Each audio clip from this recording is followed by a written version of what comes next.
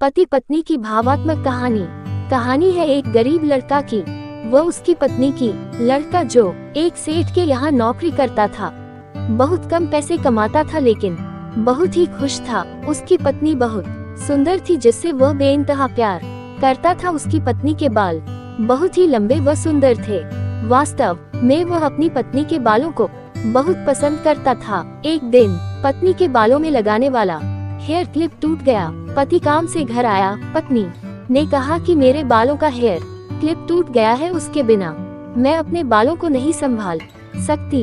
ये सुनकर पति बड़ा दुखी हुआ और बोला कि मैं तुम्हारी हर जरूरत को पूरा करना चाहता हूँ, लेकिन मेरे पास तुम्हारे हेयर क्लिप के लिए पैसे नहीं है। मेरी अपनी घड़ी 1 महीने से खराब है, मैं इसको ही सही नहीं करा पा रहा हूँ।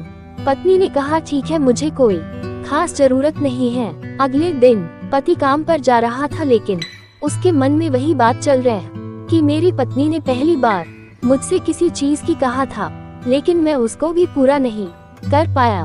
फिर उसका ध्यान अपनी खराब पई घड़ी पर गया और उसे घड़ी सुधारने वाली दुकान पर जाकर कुछ रुपए में बेच दी।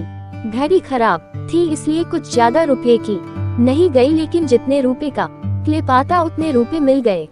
वह क्लिप की दुकान पर गया और जैसा उसकी पत्नी का क्लिप था वैसा ही लेकर आ गया।